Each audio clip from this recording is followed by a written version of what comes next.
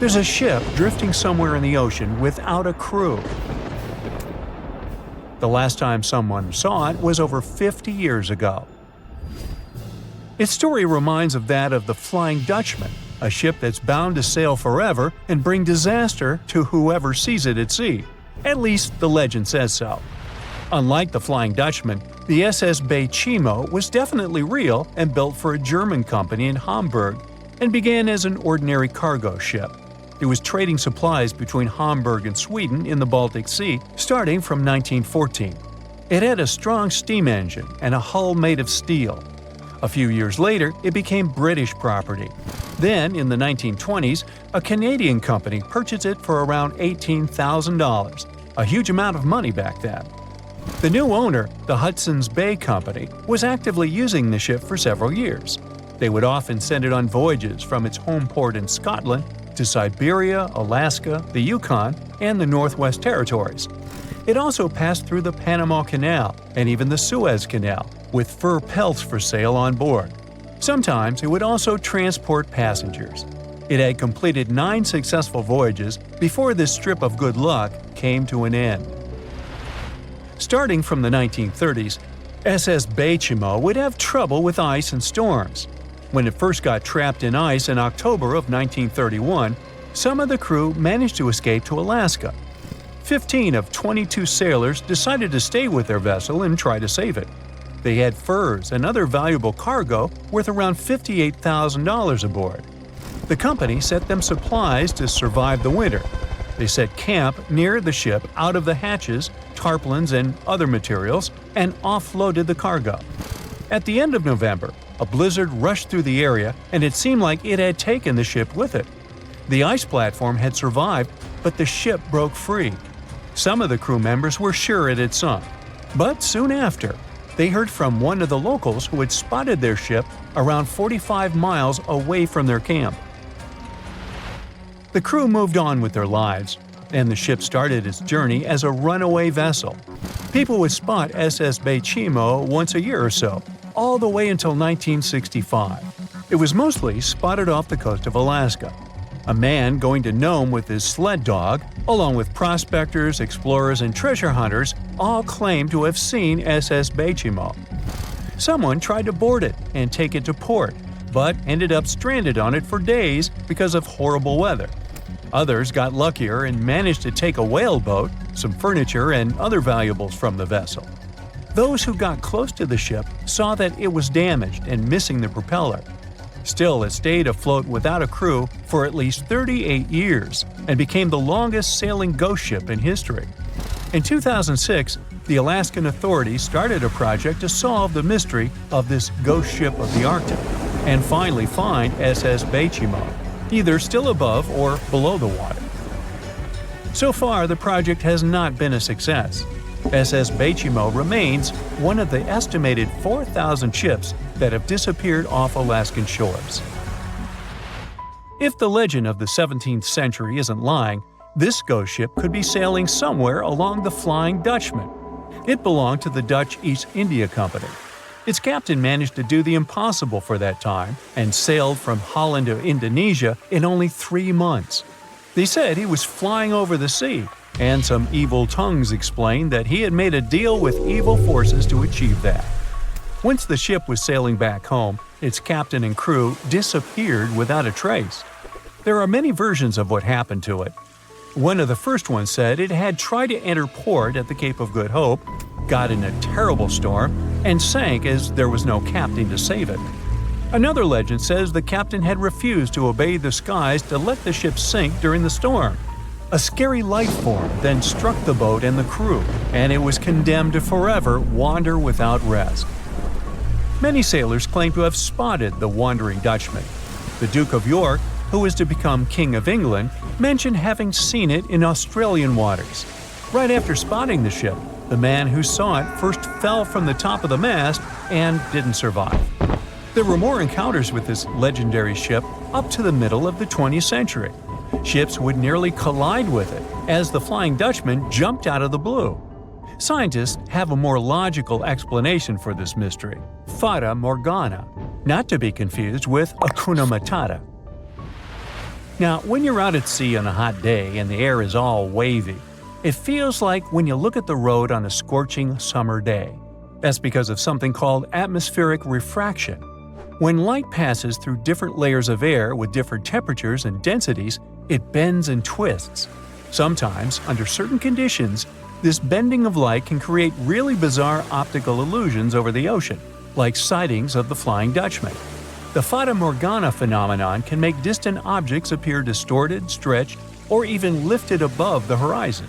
So you can see a ship far away, but because of the way the light is bending, it will look like it's floating above the water or even disappearing and reappearing. A Fata Morgana is most commonly seen in polar regions, especially over large sheets of ice that have a uniform low temperature. But you can see it anywhere, even in deserts and over lakes on hot days. The first stories about ghost ships go all the way back to ancient Greek and Roman mythology. One of the most famous ghost ships in history is the Mary Celeste. This brigantine was traveling from New York City to Genoa and was fully stocked with provisions, but missing a crew when it was discovered in the Atlantic Ocean in 1872. The crew's personal belongings were also there, completely undisturbed. The final entry in her log was made 10 days earlier. We still don't know what happened to its crew, and the ship has inspired many spooky stories and legends. The Lady Lovibond was another legendary schooner that is believed to have been wrecked off the coast of Kent in the middle of the 18th century. The story tells that the ship's captain, Simon Reed, had just got married and took his bride on board for a celebratory cruise, despite the superstition that it could bring bad luck. They were on their way to Portugal when the first mate, who is also in love with the captain's new wife, went mad because of jealousy, attacked another crew member, and then took over the wheel and steered the ship straight into the dreaded Goodwin Sands. No one aboard survived, and the schooner is said to reappear as a ghost vessel every 50 years. In present times, many vessels become abandoned and turned into ghost ships intentionally. There are thousands of them floating in U.S. rivers, lakes, channels, and coastal waters. Some people lose their boats in storms and other extreme weather. Others have to abandon their boats because maintaining them can cost 10% of the boat's price. Plus, docking a vessel can add up to several $1,000s every year. Most boats have been made of fiberglass, so an owner can't just recycle them as scrap metal. So, once they want to get rid of it, they often tie it to a dock and sneak away, or leave it floating far away from the shore, or just try to sink it. When ghost ships sink in shallow waters, they can cause damage to coral reefs, mangroves, marshlands, oyster habitats, and wetlands. Plus, they can collide with unsuspecting regular ships and cause real trouble. So, don't do that. Enough said. The moon shines brightly and illuminates the black water of the ocean. Thick fog descends on it in ominous silence. Then, it's suddenly broken by the creaking of wooden boards, followed by a rippling of the waves. Through the fog, you see the outline of an old large ship. Its hull is rusty, and a strange cold is coming from it. But the most unsettling thing is that there's no one on the deck. The ship sails without a crew. No, this isn't a mythical Flying Dutchman, but a very real ghost ship. September 2nd, 2019. The British Royal Navy's ice patrol ship, called the HMS Protector, sails through the calm waters of the Atlantic Ocean. The time is 11 p.m.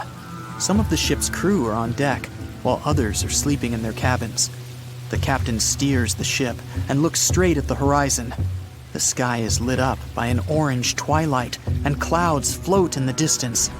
Suddenly, against this beautiful landscape, one of the sailors notices the black silhouette of an unknown ship. The captain slows down and steers the ship a little closer to the mysterious vessel. This is an old cargo ship, 250 feet long. Attempts to contact the crew members lead to nothing. It seems the unknown boat is floating in the ocean by itself. There's no one on board, at least, no one alive. The deck of the ship creaks from rocking on the waves. The sun sinks below the horizon, and it gets dark. The ship looks terrifying. British sailors don't dare to climb on that strange deck. They take a photo, post it on the internet, and sail away. Many people on the internet will assume the sailors met a real ghost ship. 5 months later, we're in the village of Ballycotton in County Cork, Ireland. A local leaves the house early in the morning to go for a daily run. Music in his headphones, fresh cool air, and a scenic route are ideal conditions for a good workout. The jogger runs along the road on the coast of the Celtic Sea. There was a strong storm last night, and now the sea looks calm. The man runs along the top of a low cliff and notices a huge vessel. An old rusty cargo ship 250 feet long lies on the beach, right among the rocks. No people on board. It seems the ship has been here for ages, but the local is sure this vessel wasn't here yesterday. A little later, it turns out this is the same ship that the sailors from the HMS Protector saw 5 months ago, thousands of miles from this place. The cargo ship, called the Alta, was built in 1976. Nobody knows who used it all this time and for what purposes. It's only known that in 2017, the ship was purchased by a new owner and marked with the flag of Tanzania. It's important to say that almost all cargo ships are equipped with AIS, Automatic Identification System, which is needed to track ship movements in the ocean. Since 2015, something strange started happening with the Alta's AIS. The ship disappeared from the satellites, then reappeared again. Over the past few years, this ship had changed several names and flags. It's not surprising that its AIS shut off and turned on numerous times. It's said that some of those who disable AIS on their ships do so to hide outlaw activities. The ship's captain, whoever it was, clearly didn't want to show the Alta's movements. As AIS showed in 2017, the ship had sailed near Greek port cities. The Alta made 12 stops in 3 such cities in different parts of Greece. Then, the AIS signal disappeared, and 10 months later, the Alta reappeared near the northern coast of Africa, 1,200 miles from Greece. In September of 2018, the ship was sailing about 1,400 miles southeast of Bermuda, and at that time, the crew members started having problems. There were 10 people on board the Alta. On September 19th, the ship's engine failed right in the middle of the Atlantic Ocean. The nearest shore was very far away. The ship began to drift. As days passed, the crew couldn't fix the vessel. Food supplies were running low. The crew started to panic and tried to contact someone. The situation got worse as a strong hurricane was approaching the place where the ship broke down. Crew members contacted the U.S. Coast Guard. On October 2nd, a helicopter headed towards the ship. Food and water were unloaded on the Alta. This was enough for the crew to bide their time for several days. About a week later, a rescue boat sailed about 1,500 miles to reach the Alta and help the stranded sailors. Shortly before the start of the hurricane, American rescuers succeeded. The entire crew of the wrecked ship was taken to Puerto Rico. The Alta remained drifting in the ocean. After a while, another ship arrived to tow it to the coast of Guyana. Then, something went wrong again. The ship was hijacked. Who did it and why remains a mystery to this day. But then, for some unknown reason, the thieves decided to abandon the ship and left it to drift in the ocean. For almost a year, the ship's location couldn't be tracked. Then, in September 2019, the vessel was found by the British Royal Navy.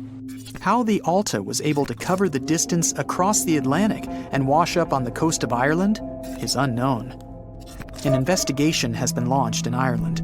It's necessary to identify the owner of the vessel and find a responsible person to take on the task of towing it. But no one has since been found. Once, an unknown person called the Irish authorities and introduced themselves as the owner of the ship, but didn't provide any evidence. Several barrels of oil were found on board the Alta. To dismantle the ship, the Irish authorities will need to spend about 10 million euros. Local residents are annoyed by the wreck too. Corroding metal is bad for the environment, and kids have already snuck on board and posted a video on the internet from inside the abandoned ship. The further fate of the Alta remains unresolved. It's still lying there. That ship sailed in the ocean for just 2 years. Now imagine if some other managed to drift for 38. In all that time, no one could catch this ship, and people still seek it.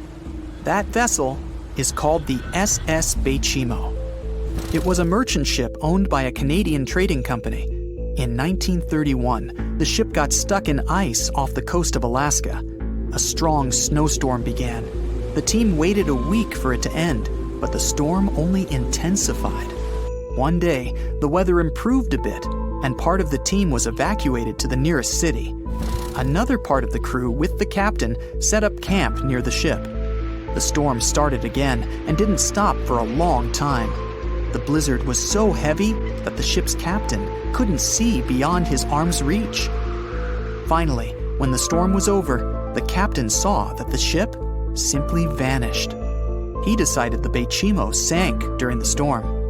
A week later, the ship was found, drifting near the place where it was lost. The hull of the ship was damaged so badly that it was unsafe to sail on it. The captain decided to abandon the ship. However, it didn't sink. For the next 38 years, it was drifting at various points along the Alaskan coast. Several times, people climbed on the ship, including native Alaskan residents and a group of researchers. Attempts to save the vessel from the sea ended in failure. The salvage operations were hampered by drifting ice and bad weather. The last time it was seen was in 1969. The ship was frozen and blocked by the ice. In 2006, the government created a special project to find the Bechimo. However, in all these years, the ship still hasn't been found. Its fate is unknown. It's likely that the ship has finally found peace and is now lying on the seabed of the Chukchi Sea. The sea, this unrelenting water beast, has been defying all attempts to tame it for centuries. Many ships driven by the wind have gone through the harshest parts of the world. Some have survived the struggle with the sea, and many have come off second best. It's the year 1834. A ship called the Pilgrim is setting a course to sail from California to Boston. The journey will venture around South America and then past Cape Horn of Chile. Richard signs up as a merchant seaman aboard the Pilgrim. This is his first voyage at sea. The crew tells Richard stories of the Drake Passage off Cape Horn, a route that's legendary for its dangers. Countless ships and sailors have disappeared in those waters.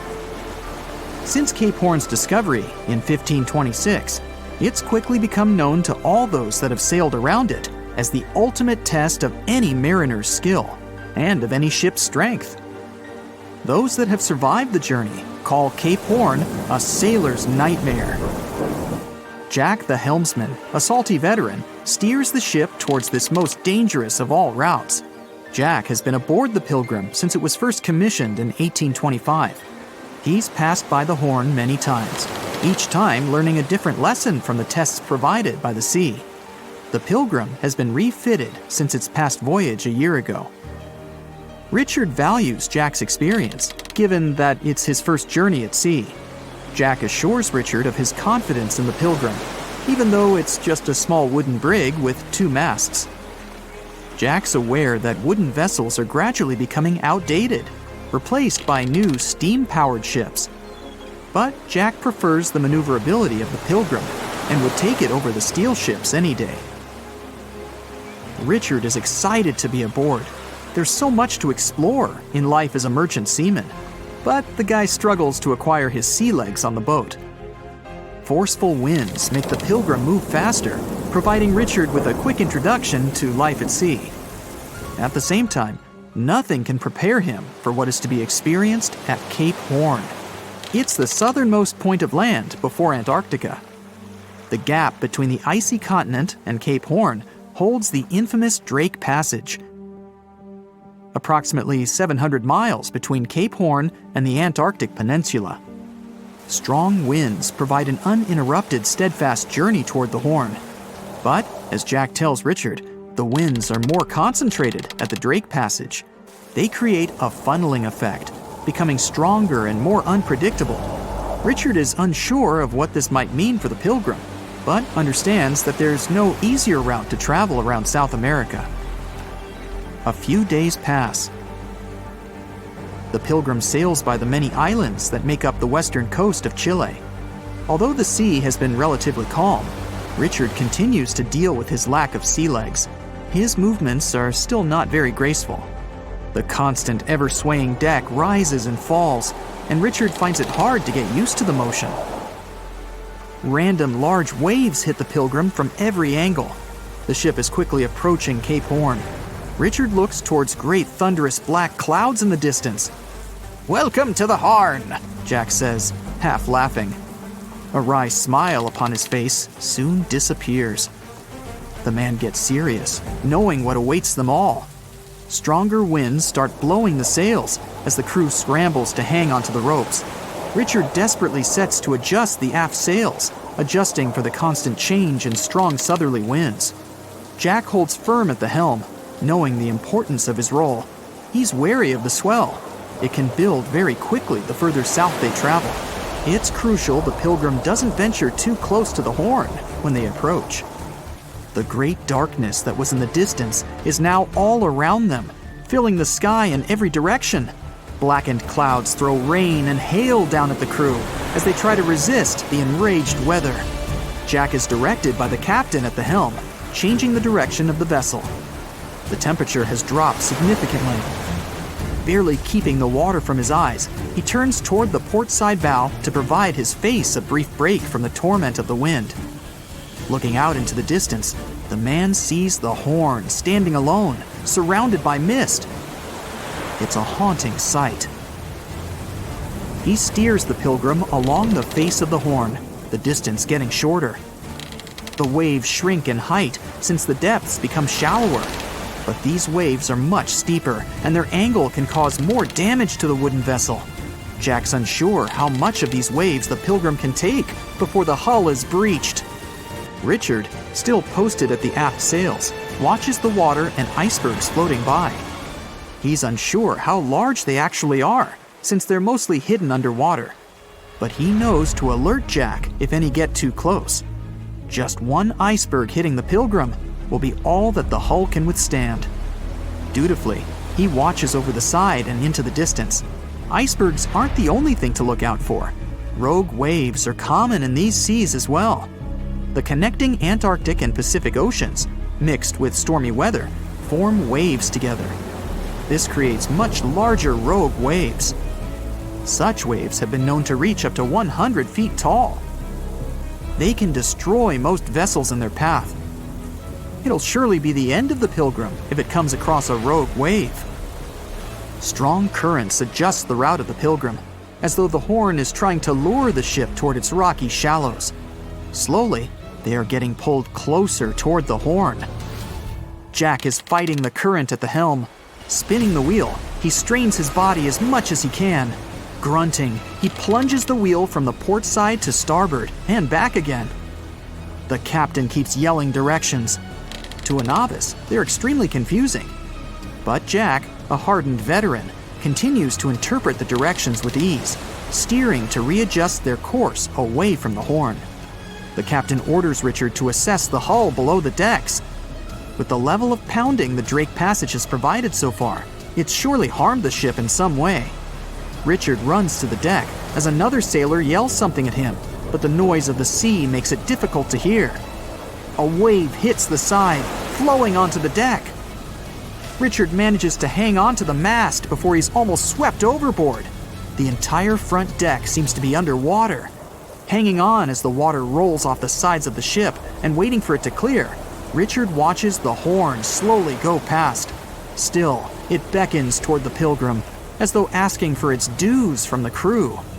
The currents are still pulling the ship, while the storm is raging on, with no end of the struggle in sight. The storm is growing ever larger and fiercer. Richard gathers himself to head below and assess the damage. After a slow descent to the lower decks, Richard can finally look over the hull from the ship's quarters. There's no damage from what he can gather. But he's shocked by the depth of the water inside. It's now at waist depth. Cups, amongst other things, float in the water. Even inside the ship, the guy can't escape the waves. Unable to make sense of it all, he stands frozen, listening to the almighty power of Mother Nature outside. The sea roars even more wildly, waves constantly thudding against the hull. It sounds like a somber drumbeat, a slow countdown to the demise of the Pilgrim. Richard forces himself back to the terrors of the above decks, grasping onto the rails to carefully walk the slippery stairs. He leaves the disturbing creaks of the wooden decks. They're soon replaced with the strained sounds of the ropes, the yells of other sailors, and the deafening roar of the sea crashing all around him. Jack is at the helm, focused on his role, still fighting the wind and the waves, even with the addition of ice and frost. It seems that the world around him has set its heart to distract the man from his duty, but Jack pushes on determinedly. For 9 days, the Pilgrim fights the constant changes in stormy weather, facing all kinds of obstacles, but the ship manages to make it through. As they leave the storm behind, the crew sets their course north for their final destination. The sight of the sun peeking through the dark clouds is the most relieving thing Richard has ever experienced. Unfortunately, Richard lost his rations at some stage during the storm. At sea, if your rations are lost, it's your own bad luck. Luckily, Jack is kind enough to share some of his. It has recently become a popular location for many tourists looking for the perfect place to get away from it all.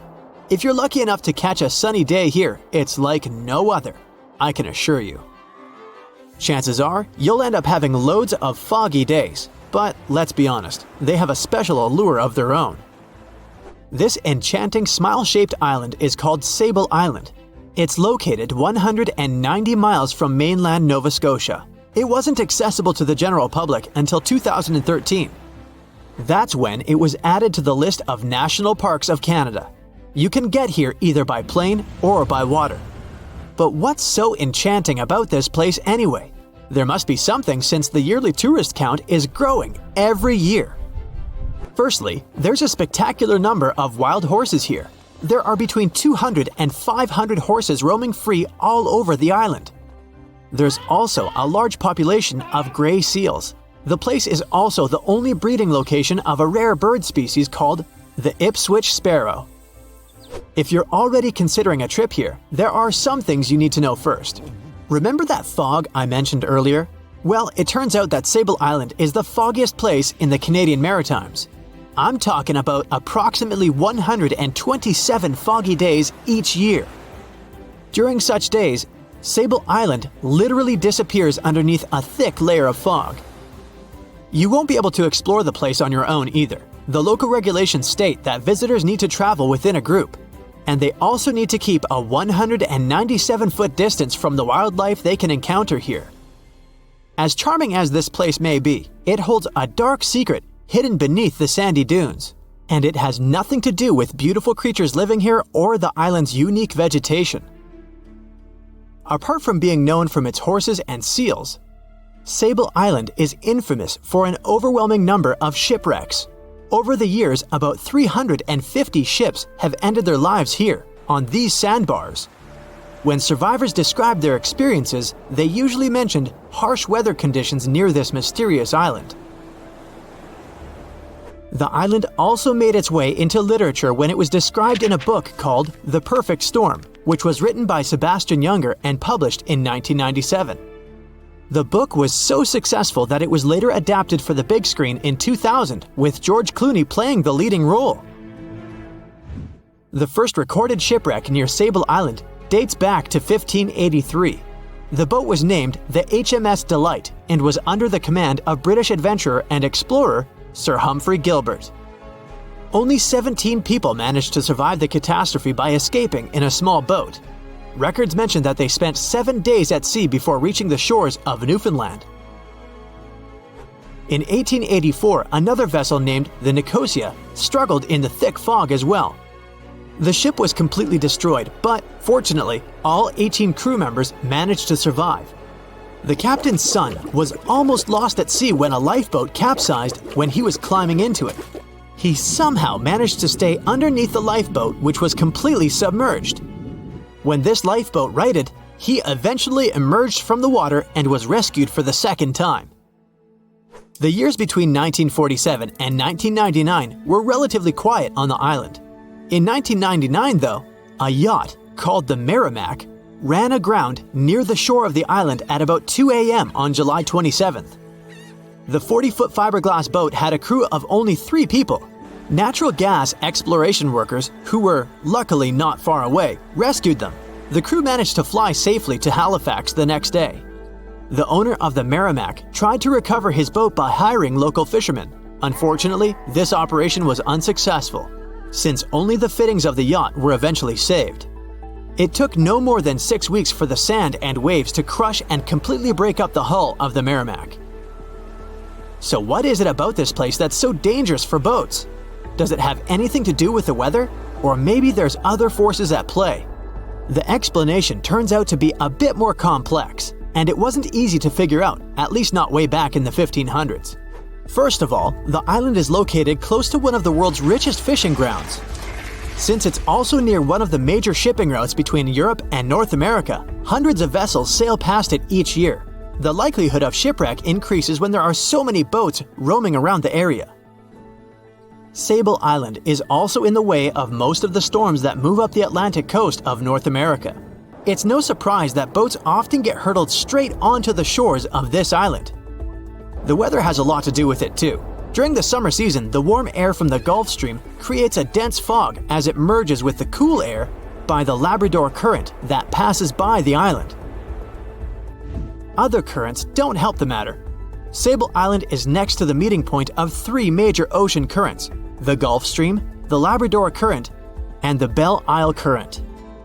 Since the 1950s, radars and other modern navigation tools have been used on commercial vessels as well. Up until then, the sextant was the main instrument used to figure out a ship's location.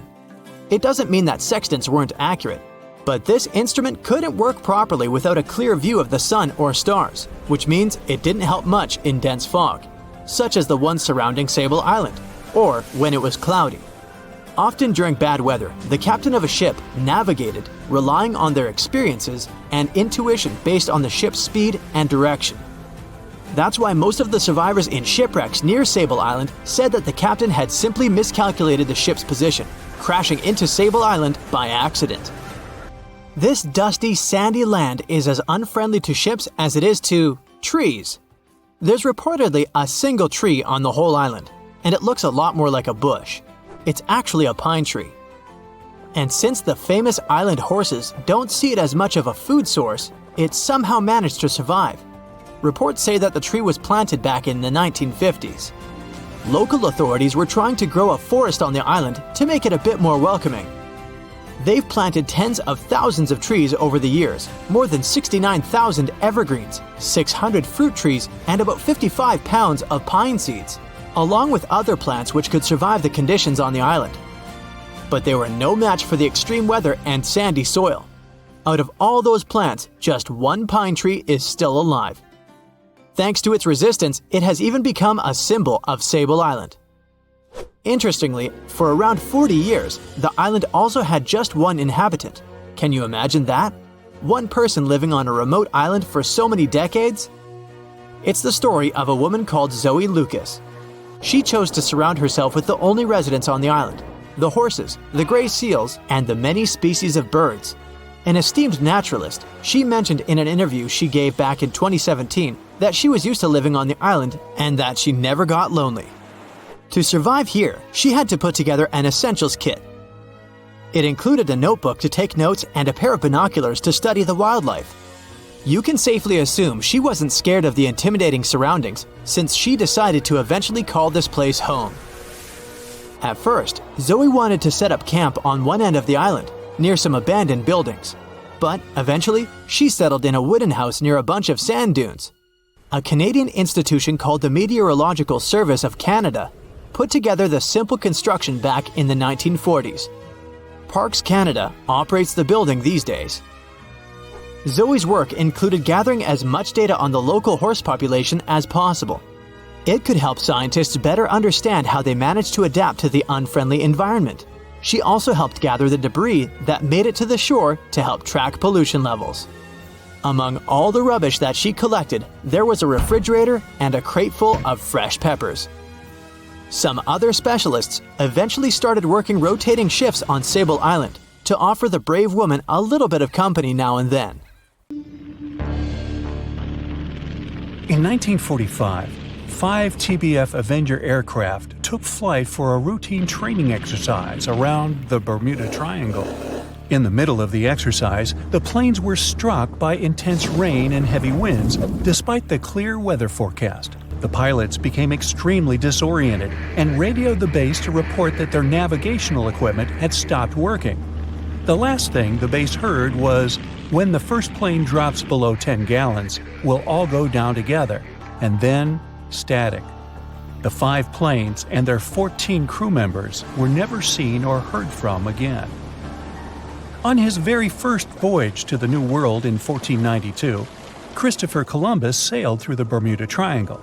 Columbus reported that one night when he was on the deck of the ship, he noticed a giant light appear in the distance, unlike anything he had ever seen before. Columbus looked at his compass for direction, and it gave off erratic readings. You might have noticed that the Bermuda Triangle doesn't appear on any world map. This is because official institutions refuse to acknowledge that the area actually exists. A popular theory suggests that rogue waves are responsible for the many disappearances. Rogue waves are called extreme storm waves by scientists. They occur when different weather patterns take place at the same time and cause large, unexpected waves. Witnesses say that the waves look like giant walls of water. These waves could explain why ships go down fast and without leaving any trace. The Bermuda Triangle is home to some pretty intense and unexpected weather. Storms build up quickly and unexpectedly, then disappear soon after. If you blink, you might miss it. This could explain why few distress signals are issued. Pilots and sailors never saw the weather coming. No one knows exactly how many ships and planes have disappeared in the Bermuda Triangle. The rough estimate is 50 ships and 20 planes. Most of the time, the disappearances had no explanation and no wreckage has ever been left behind. Another bizarre theory trying to solve the Bermuda Triangle mystery comes from Charlie Berlitz. He insists that the area is home to the lost city of Atlantis. The missing ships and planes and malfunctioning equipment, according to him, were all caused by rays of energy let out by the special energy crystals that power Atlantis. While this sounds silly, Berlitz's theory was convincing enough that over 20 million people bought his book worldwide. In the year 1800, a large sailing vessel called the USS Pickering departed from the U.S. on its way to the West Indies. The ship sailed into the Bermuda Triangle along with its 90-man crew and was never heard from again. The USS Pickering was the first ever confirmed ship to vanish in the Bermuda Triangle. It's believed that the ship was taken out by a storm, but because no wreckage was ever found, we'll never know for sure. When the TBF Avenger planes went missing, a massive search operation was conducted. Boats and planes searched the Bermuda Triangle for any signs of the aircraft.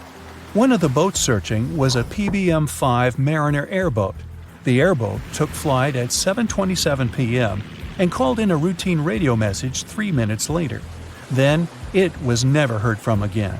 No trace was ever found of the rescue airboat or the 5 Avenger aircraft. An enormous investigation was launched into the disappearance of all these vehicles, but nothing was ever discovered. This particular area of the ocean is one of the most heavily traveled shipping routes in the world. Some skeptics believe that this fact solves the mystery.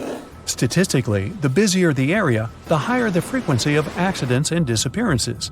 While this makes sense, it's not the frequency of disappearances that's responsible for the mystery of the Bermuda Triangle. It's the lack of explanation or wreckage found.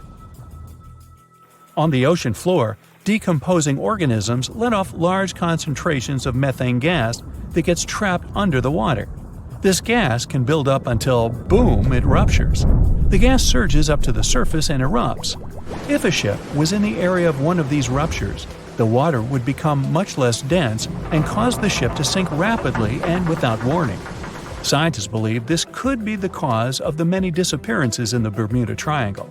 While this theory makes a lot of sense, it doesn't seem too likely.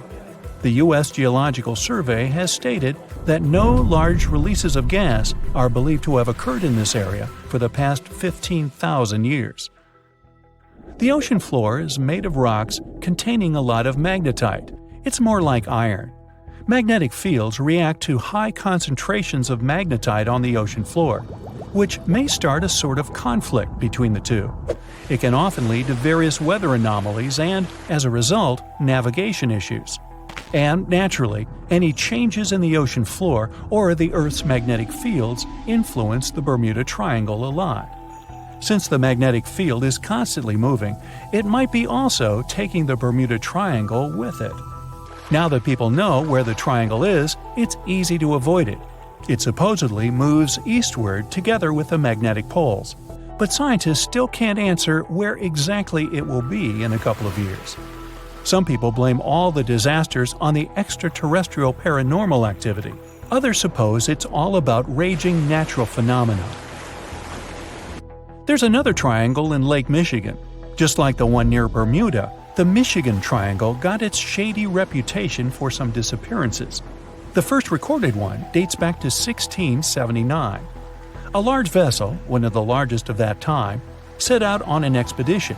Yet once it got in the sinister triangle, it never came back. Much later, an aircraft disappeared in this triangle. The skies are usually very clear there, but back in 1883, some people witnessed abnormal things in the area. Some claim to have seen large blocks of ice falling from the skies, and the crew even managed to save one as hard proof. Meanwhile, the Pacific Ocean Mystery Area is another sinister triangle. Off the south coast of Japan, not far away from Tokyo, there's a sea where plenty of ships met their doom, disappearing without a trace in these waters. They call it the Devil's Triangle. Some scientists believe the cause of anomalies is the environmental changes. Also, there's a really high concentration of methane hydrates on the bottom of the ocean in the Pacific Triangle area. You're deviating from your original course and sailing in the wrong direction. There's the Caribbean Sea near the triangle, peppered with small islands. The seafloor here isn't deep. The ship can get in shallow waters. And now the ship is stuck on a shoal, and you have no idea where you are. If this were the 21st century, the ship's captain would be able to reach the shore using GPS and other modern navigation. But the most interesting thing is that the compass would work correctly this time, since the magnetic North Pole hasn't already coincided with the true one for a long time in the territory of the Bermuda Triangle. The agonic line is somewhere far away from here. There are no problems with navigation now, but for some reason, this is where ships disappear. In fact, not just here. Throughout the Atlantic Ocean, there are places where many more ships were gone. The Bermuda Triangle is not even in the top 10 of such places. One of the main reasons why many ships are lost here is that one of the most popular shipping routes in the Atlantic passes through the Bermuda Triangle. And the more ships in one place, the more shipwrecks. Simple probability. Then, it just starts getting weird. Other theories say that there's a space-time rift in this region. Ships and planes fall into this rift and end up in the past or the future. But for some reason, there's not a single proof of this myth. There's no reason to think that the rift is hidden somewhere here. The base of an extraterrestrial civilization is located in the Bermuda Triangle. Visitors from other galaxies steal sea vessels along with the crew, so no one finds the wreckage of the ships. This is also a popular myth that has no scientific justification. The Kraken lives somewhere in the triangle. It's a huge squid that sinks ships and also is a legend that sailors tell each other. However, gigantic squids live in the depths of the ocean.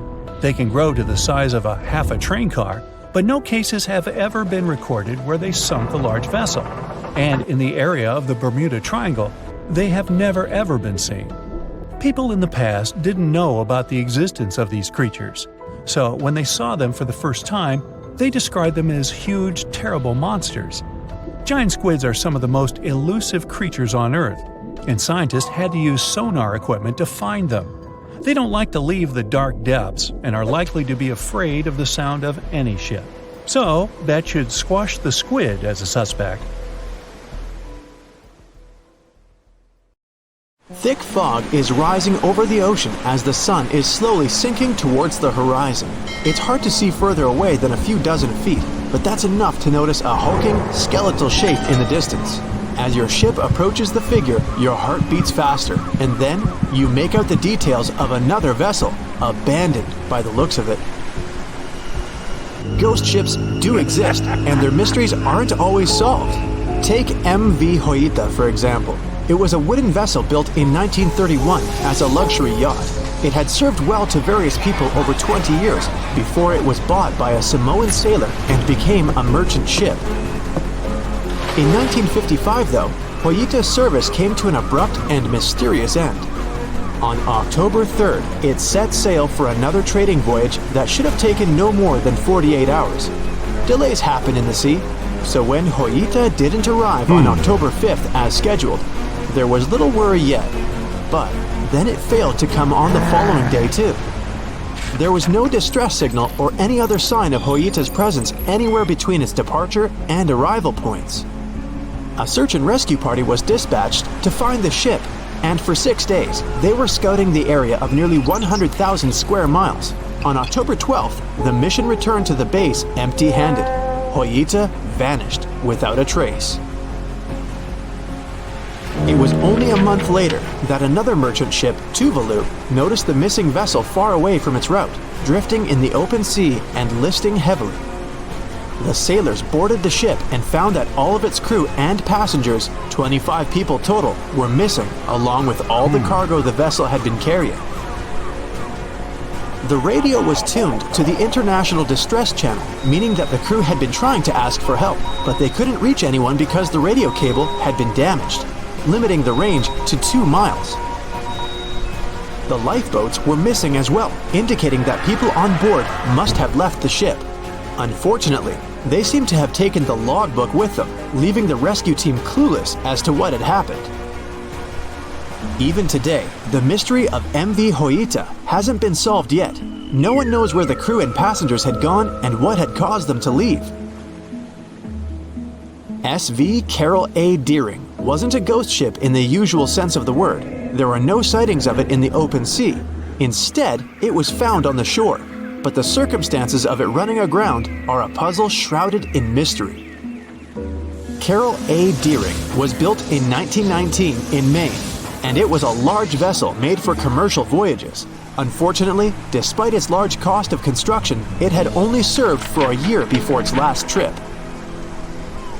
July 19, 1920. The ship was traveling from Puerto Rico to Rio de Janeiro via Newport News to deliver a cargo of coal. It was almost halfway to the final destination when the captain fell seriously ill, and the crew turned back to drop him and his son off and replace the captain. The voyage went without incident, but when it came to Barbados in December to resupply, there were strange moods among the crew. The first mate didn't seem to be happy with the new captain. No one paid much attention to it back then, when they probably should have. The last sighting of Carol A. Deering at sea was on January 28, 1921, when a lightship noticed it off the coast of North Carolina. There was some commotion on the quarterdeck of the ship, where the crew were normally not allowed.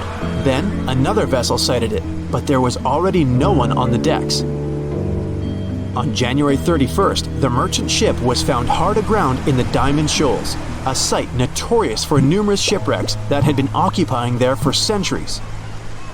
When the search and rescue party boarded the ship, they found it abandoned, the log and personal belongings of the crew gone, along with the 2 lifeboats.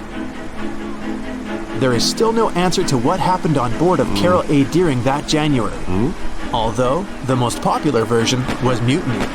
Maybe we'll never find out the truth though. SS Bechimo is perhaps one of the most notable ghost ships in history. This large cargo steamer was built in 1914 in Sweden and plodded its way dutifully over 16 years, trading provisions for pelts with native tribes of Alaska and Canada.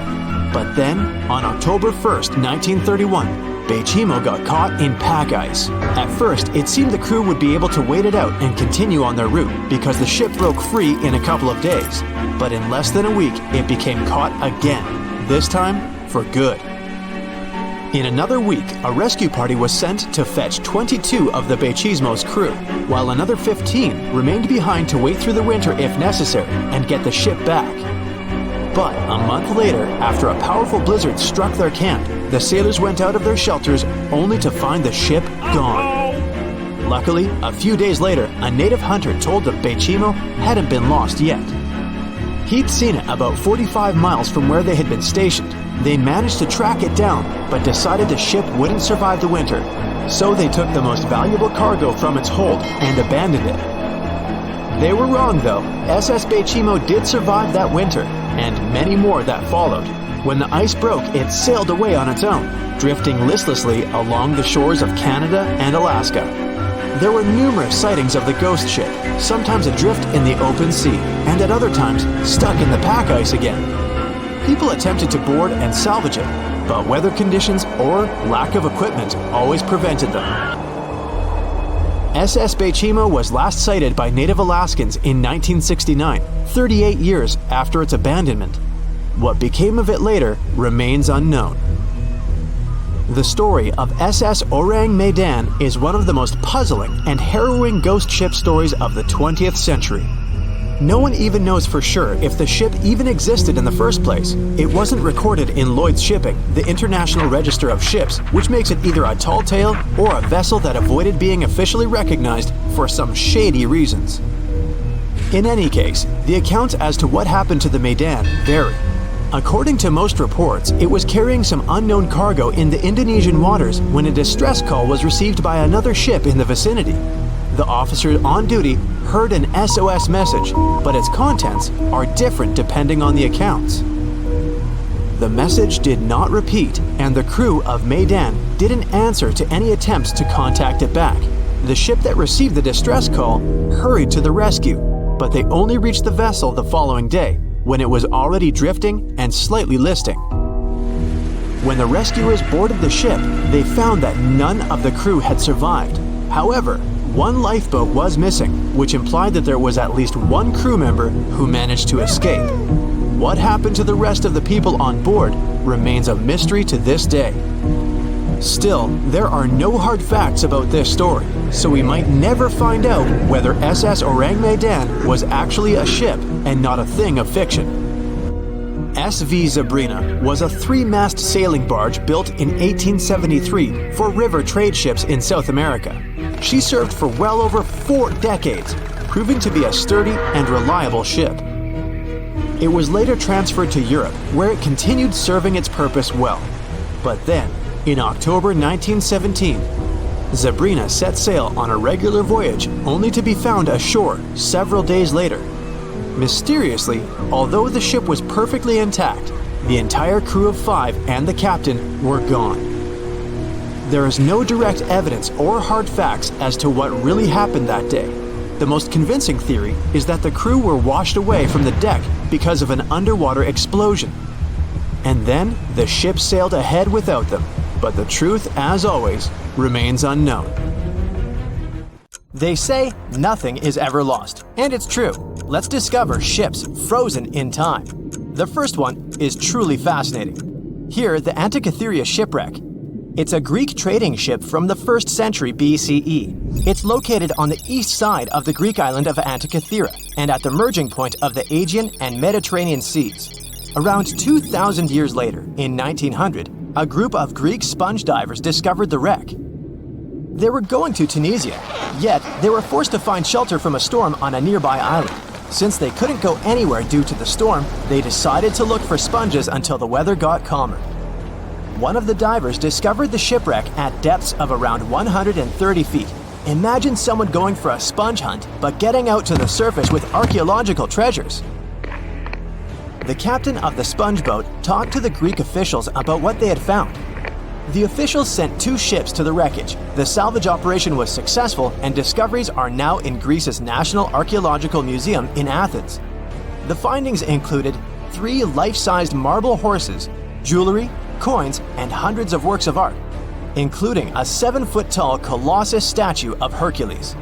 Among these treasures, Antikythera ephebe, a bronze statue of a young man, caught more attention. Because the ephebe doesn't comply with any familiar iconographic model, and there are no known copies of his type, he held a spherical object in his hand. Scholars have different theories of who that person could be, but they are not in a consensus yet. More than 70 years later, Jacques-Yves Cousteau and his team went to the area and recovered hundreds more artifacts and the remains of 4 people. Interestingly, they discovered a complex set of interlocking gears, capable of predicting the movement of the sun, moon, and several planets. The mechanism can also show the times of solar and lunar eclipses years into the future. Think of this Antikythera mechanism as an early computer calendar, to plan significant events like agricultural activities, religious rituals, and Olympic Games. These artifacts found in the Antikythera wreckage are some of the most important findings in modern archaeology. Just the Antikythera mechanism itself has changed our perception of the limits of ancient technology. The mechanism has a sophisticated design and was made over 1,000 years ago. After all these amazing discoveries, experts believe that the wreckage site has remained largely unexplored, and is mostly because of its location and the landscape of the seafloor on which the ship rests. The wreck is too deep for scuba divers but too shallow to use something like a submersible. A survey made on the seafloor in 2012 showed evidence of a second wreck about 800 feet to the south. It's clear that this area has a lot to offer humanity. What would happen if those sponge hunters didn't go to the area? Scientists found a shipwreck in Antarctica at the bottom of the Weddell Sea 107 years after it sank. The name of the ship was Endurance, and it was the lost vessel of Antarctic explorer Sir Ernest Shackleton.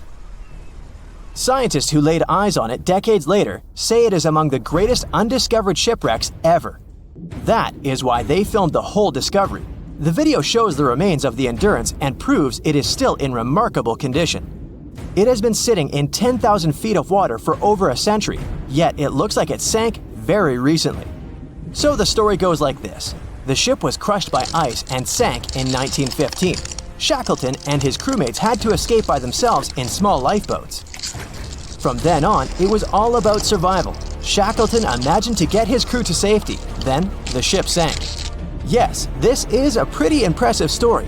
But why did scientists prize this ship? Firstly, Shackleton's Imperial Trans-Antarctic Expedition sailed to make the first land crossing of Antarctica. Yes, the crew was trapped in ice, but the intention was important. Secondly, it's about the challenge itself of finding the shipwreck. The Weddell Sea is almost always covered in thick sea ice.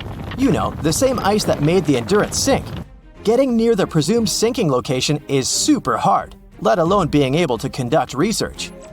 Experts of the modern expedition team foresaw the time when the lowest extent of Antarctic sea ice would come using satellite images. They realized that the weather was in their favor to start an expedition. Dr. John Shears said that they have successfully completed the world's most difficult shipwreck search, fighting against constantly shifting sea ice, blizzards, and temperatures decreasing to -0.4 degrees Fahrenheit. Yeesh, I can't imagine the worst conditions in Antarctica if these conditions are in their favor. Lastly, look at this. It's timbers. They're very much intact. Plus, you can read the ship's name. It's still visible. Marine archaeologist Menson Bound says that this is the finest wooden shipwreck he has ever discovered. He has 50 years of career experience, so I believe the guy.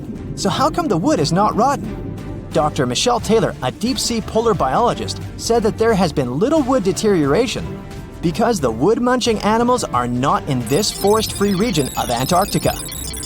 Workers of a coal mine in East Serbia discovered 3 shipwrecks that had been there for at least 1,300 years. The largest shipwreck is an ancient Roman fleet. It's around 50 feet long with a flat bottom. It's estimated that the ship could carry a crew of 30 to 35 people. Looking at its hull, you can see the marks of repairs. Wow, this one had a lengthy career. You know, it gives us insight into more than 1,000 years ago. The two smaller vessels, on the other hand, match descriptions of boats used by Slavic groups to attack the Roman frontier. These two have been discovered under mud and clay in an ancient riverbed. Apparently, in those times, there was a Roman base in a place called Viminacium City. Interestingly, Viminacium was a provincial capital with an estimated 40,000 inhabitants in the 4th century CE. For comparison, it was even larger than Pompeii. The Kostelach coal mine is a center of hidden gems. Archaeologists had found evidence of ancient human and animal activity here before. For instance, in 2012, experts found bones of at least 5 woolly mammoths, which went extinct about 10,000 years ago. Canadian archaeologists found a ship 150 years after it went missing in the Canadian Arctic waters. This merchant ship is called HMS Investigator. It was purchased in 1848 to search for the explorer Sir John Franklin's ship that got lost in the Northwest Passage expedition. So, HMS Investigator left Britain in 1850 for this rescue operation. The expedition crew, captained by Robert McClure, sailed the Investigator into the water. He realized that he was in the final leg of the Northwest Passage, the sea route across North America. But before he could sail into the Beaufort Sea, the 122-ton ship itself got stuck in the thick ice. The crew spent the winter over the Prince of Wales Strait. The following summer, McClure tried again to sail to the end of the passage, but the ice blocked his way once more. Here, too, the crew was forced to leave the ship. He steered the crew into the Bay of Mercy. There, they were to remain until 1853 when the crew of the HMS Resolute rescued them. Imagine a crew of 60 people who had to spend 3 winters in the Arctic without even knowing if they would survive. Later on, the ship was found sitting upright in about 36 feet of water. It was in very good condition. Arctic water has prevented the outer deck of the vessel from deteriorating quickly. The outline of the ship and its timber can be clearly seen. Plus, archaeologists have uncovered artifacts on land left by the sailors. They had unloaded everything before abandoning the Investigator. 3 sailor graves and 1 British naval shipwreck had also been discovered in the area. I wonder what else they could find there. Wow, it's the only place where 1 minute you're learning 17 natural ways how to get rid of houseflies, and the next, you're taking an epic journey straight into a black hole. More than 10 billion, with a B, views in total. That's 47 billion minutes watched, or more than 70,000 years. That's all the way back to the Ice Age. No, I wasn't around then. 40,000 videos, hundreds of topics, and most importantly you, a whole 44 million of you. Our viewers. We could populate an entire country if we wanted to. We'd like to continue helping you learn and giving you useful skill improvement tips. Got a thirst for knowledge? We've prepared 4 masterclasses on creating a 2D character animation from scratch, 10 hours of video lessons, practical tasks using professional software, and additional materials that you can use with your own projects. Get the full course now and create your own animated masterpiece. The year was 1854, and the SS Arctic, the fastest passenger liner of its time, set out to cross the Atlantic. As it sailed through the misty veil, it slowly disappeared into the unknown. The Collins Line, an American shipping company, was started in 1818 and only began seriously trading in the transatlantic by 1835. Its steamships crossed the Atlantic from Liverpool to New York within just 10 days. Doesn't sound like a great speed today, I know, but back then, the same thing took other ships several weeks. Light on the water with their wooden hulls, powering through with a strong steam engine, those steamships were the favorite choice for many high-profile people. What could go wrong with such an advanced ship, they thought. This reminds me of some other ship everyone believed to be unsinkable. But anyway, back to the Collins Line. It grew to be a serious contender on transatlantic routes, with only one other competitor, the Cunard's Line. It was a British company also aiming to be the main force through the Arctic Passage. In 1835, the company received a new ship that traveled to Liverpool and came back to New York with the largest cargo ever at that time. From then, the Collins Line was steadily growing. It seemed like there would only be future successes for it. Unfortunately, their lavish ships became costly to run with the amount of coal used. Massive power along with weak wooden hulls meant they needed many repairs after each voyage. So, every trip ended up being expensive. But since the ships were safe and had a great reputation, people were willing to pay the price, and the company was definitely not in crisis. They had achieved something no one had managed to do before them. Like I told you, their ships crossed the Atlantic in a whopping 10 days, and Edward Collins, the owner, was very determined to maintain the pace. Their 5 ships easily outran the Cunard's line of only 3. With this great praise, it provided more attention. Though the Cunard's ships were slower with their iron hulls, they believed there was still profit, regardless of how slowly they sailed. Among Collins' ships, the Arctic, the third of them to be launched, was the largest, reaching 284 feet long, with 2 side-lever steam engines, each with 1,000 horsepower. The paddle wheels made 16 revolutions a minute when at full speed. At the time of its launch, the press called it the most stupendous vessel ever constructed in the United States. But glamour and fame couldn't avoid what would come next. On the 27th of September, the Arctic was on its journey from Liverpool to New York, continuing a speed pace through the thick fog. It's possible that by that moment, after 4 years of record-breaking trips, the crew became overconfident with their sailing and the ship. Going only 50 miles from Newfoundland, they carelessly continued through the fog with no radio contact, sonar, or any other form of identifying objects, equipped only with Morse code. A smaller ship, the SS Vesta, which operated as a fishing vessel, often worked around Newfoundland. It was passing through the same path as the Arctic and crashed into its side. Shocked by the collision, the captain of the Arctic offered help to the much smaller Vesta, but it was soon clear that the damage that seemed minor on the Arctic was far worse. Beneath the waterline, a hole was letting water into the hull. The cost of the much faster wooden hull now seemed less valuable. They steered toward land, trying to plug the holes, but they weren't doing so well, and the seawater continued to pour in, filling up higher and pushing the ship down. And finally, once the engine room was full, it put out the boilers, taking away the massive power the Arctic was once legendary for. They moved slowly until coming to a complete stop. The ship continued to sink, and the order was to abandon it. At the time, maritime law allowed for the Arctic to carry only 6 lifeboats, only capable of saving 180 people. The crew and some of the passengers managed to push their way aboard and took most of the seats on those boats. Things were pretty wild, and everyone forgot about their manners, not letting the ladies and the youngest ones board first. It took 4 hours for the Arctic to sink. 150 crew and 250 passengers were on board. Those that weren't able to find a lifeboat made a desperate attempt to build their own rafts from parts of the ship. 2 days later, only 3 boats made it safely to the shore. The other 3 were never found. Believe it or not, the rescue party also saved some people that had been clinging to the wreckage for 2 days. Unlike the crew, the captain went down with the Arctic, but amazingly survived. He would be only one of 85 people that made it, out of the 400 on board.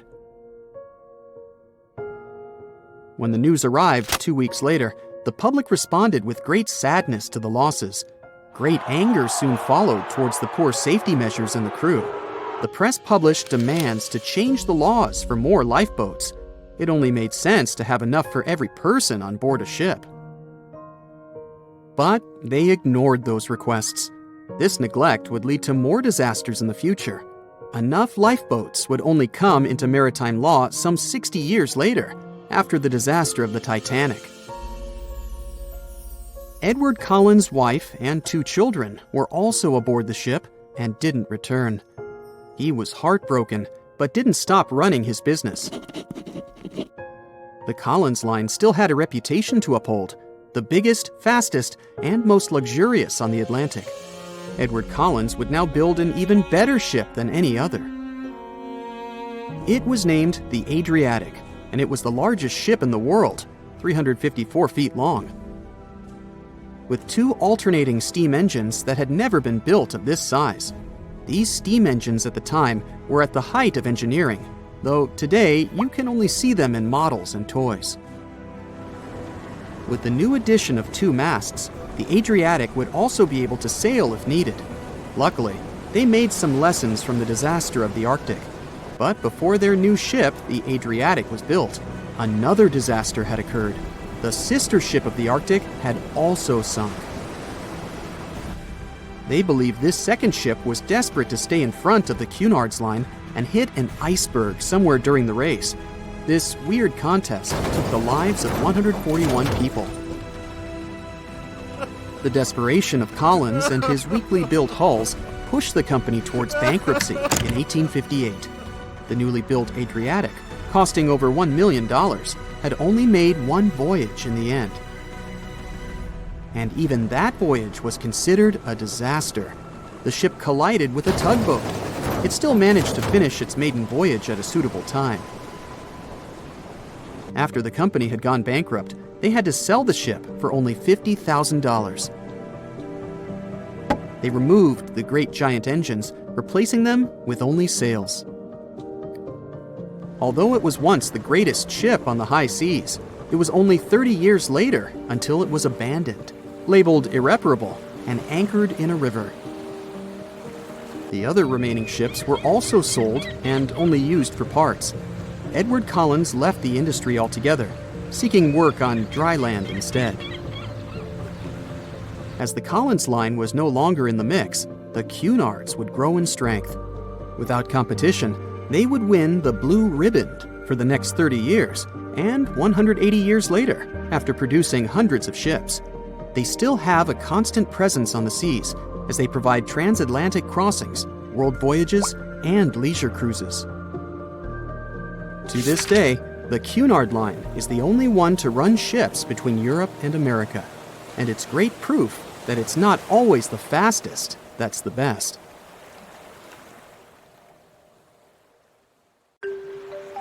Ships have been around for at least 6,000 years, dating back to ancient Egypt.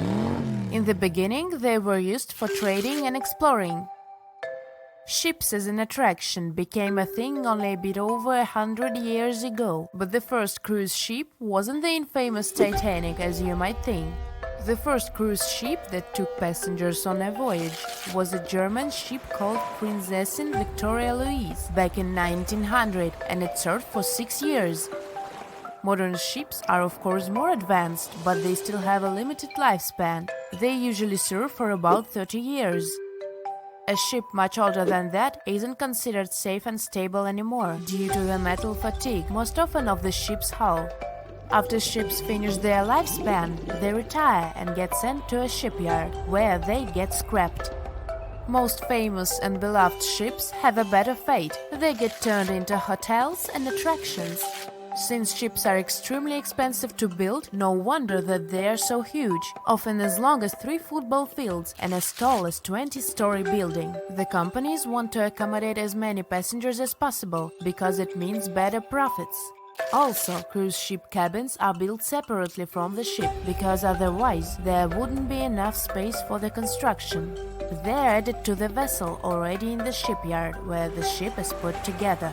Quite often, different parts of the ship are even built by different companies. Voyages are fun, but if you need to get somewhere fast, cruise ships shouldn't be your first choice, because they are very slow. On average, they travel at the speed of just 23 miles per hour. Ships travel way slower than cars and planes, because they move huge amounts of water. Move on the ground and you're fast. Now step in a swimming pool and try to run there. It'll be way harder for you to do, and you'll be way slower, barely moving through. Now keep in mind that you are much smaller than a ship. As we've seen, ships are massive. When you put something in the water, it displaces the amount of water that is equivalent to its weight. So a ship displaces thousands of tons of water and then pushes through it. That's why they are slow.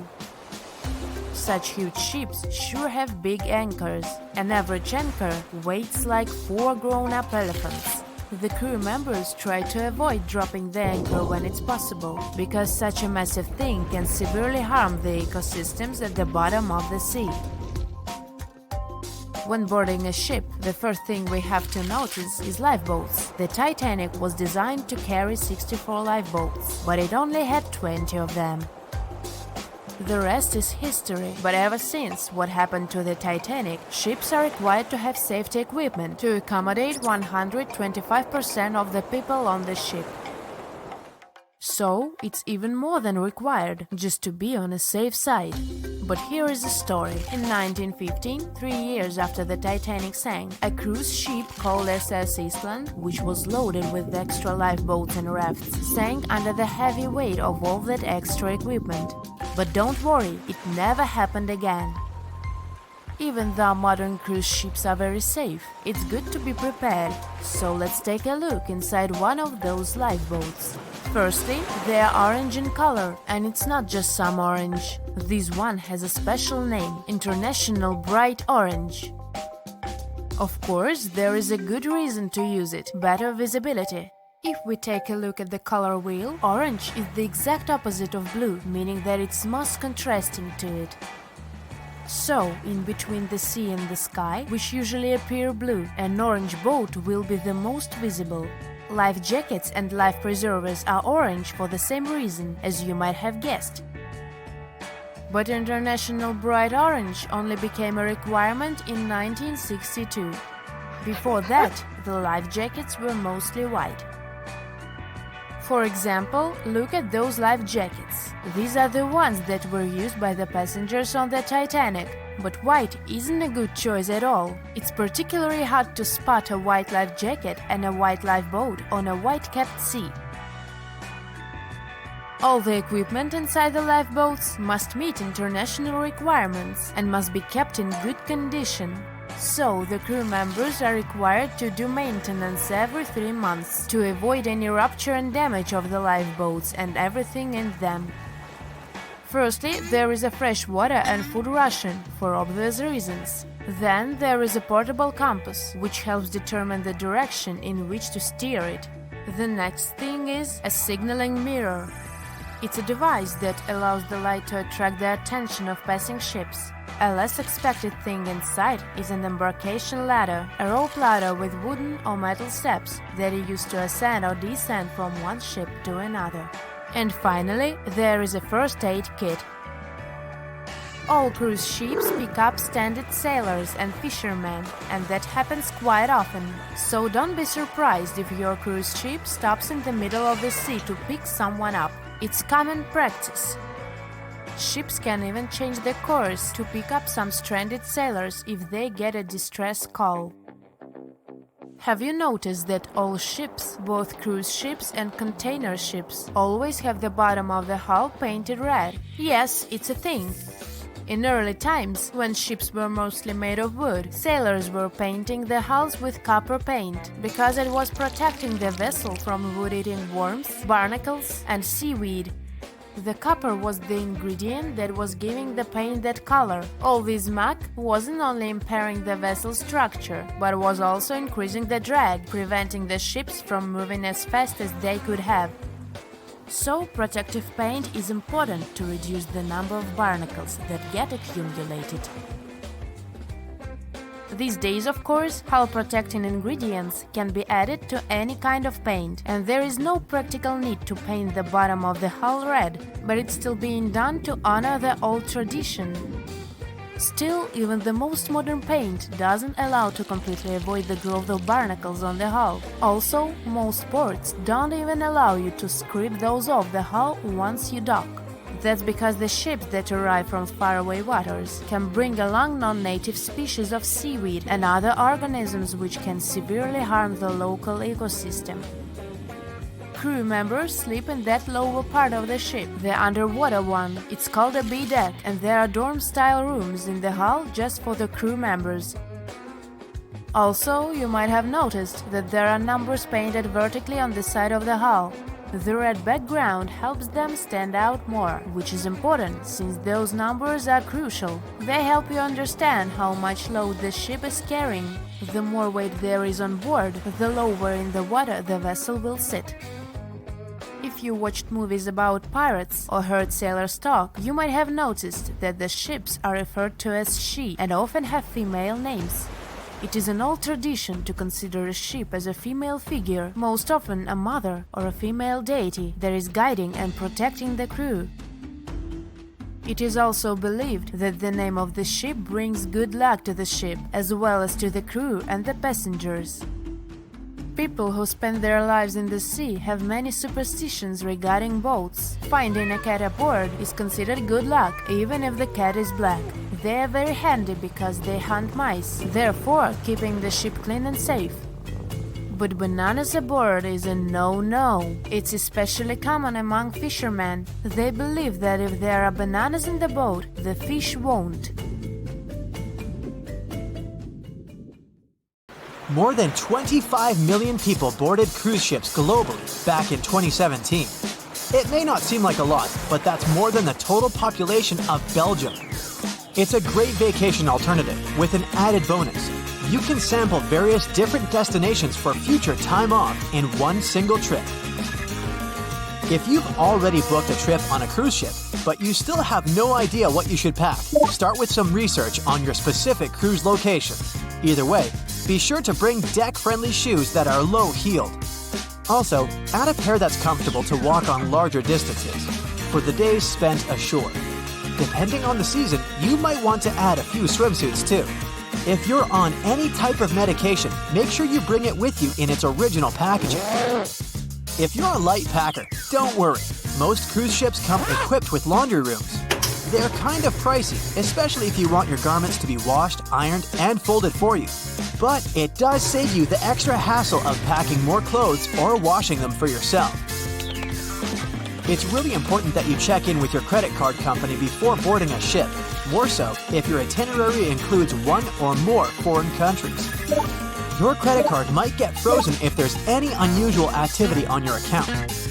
Most of these companies have algorithms that get triggered once there are charges from different countries in rapid succession, which is exactly what you'll be doing on a cruise ship. Letting them know beforehand saves you the embarrassment of having your card declined at some fancy restaurant. To make sure you get the best room, before booking it, check out the ship's deck plan.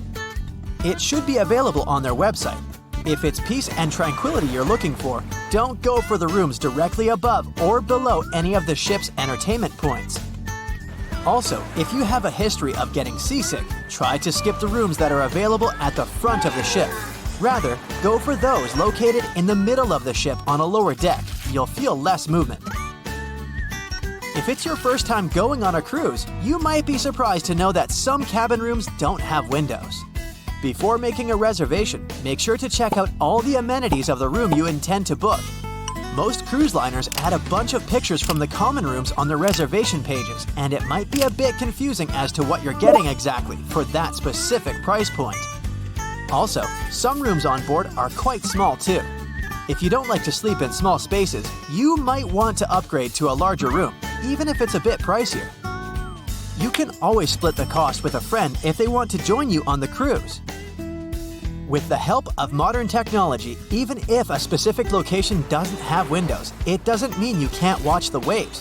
How, you might ask? Fancier cruise ships feature a secret added bonus.